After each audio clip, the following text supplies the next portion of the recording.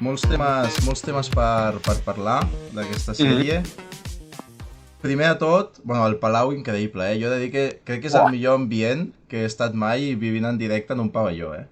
Saps què passa? Que moltes vegades, i mira, just ara que el Barça va al Pireu, que hi ha eliminatòries a pista de Panathinaikos, a pistes gregues, a pistes turques, aquests ambients als serbis, tan calents, a vegades sembla que, i ho hem comentat alguna vegada a les transmissions, ens oblidem o no sé si li donem prou valor a l'ambientàs i a l'efervescència que té el Palau Blaugrana i a l'escalfor que genera el Palau Blaugrana, que és una autèntica barbaritat. Sí.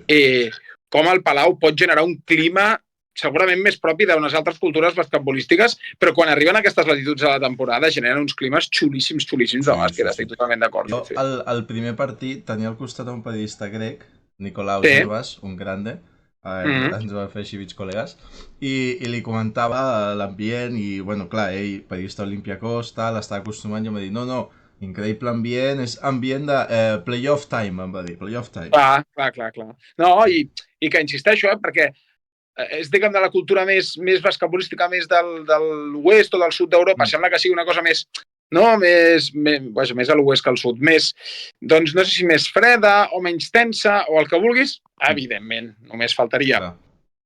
Allà viuen com viuen el bàsquet i ja està clar. De fet, demà mateix ho veurem i ho viurem, però realment és un ambient xulíssim i que sobretot aquesta temporada, ho vam parlar crec que en algun altre vídeo, Miqui, que aquesta temporada és imprescindible, el Palau per l'equip, per com està construint el relat, l'equip molt fort a casa, d'equip que se sustenta molt en la seva afició, i això en un playoff és molt important, malgrat que el primer partit no va acabar per sumar la victòria, però que perfectament ara mateix el Barça podria anar 2-0 i no passaria res.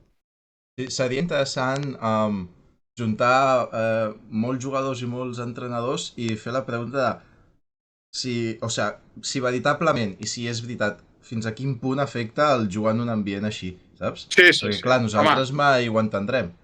No, però ja t'ho explicaré quan torni, però perquè jo veritablement encara no he estat a cap sèrie d'aquestes, és tot just la meva primera, un novell, però només potser de veure com a periodista ja pots arribar a percebre el que significa estar a pista, i jo he parlat amb, hi ha hagut allò converses amb gent del Barça però amb d'altres equips, que realment es nota, només faltaria, i es nota molt l'escalfor de determinats ambients, i jo sempre penso, com dius tu, hòstia, jo a l'hora de jugar-me aquell tir, a l'hora d'anar a carregar aquell rebot, a l'hora d'anar...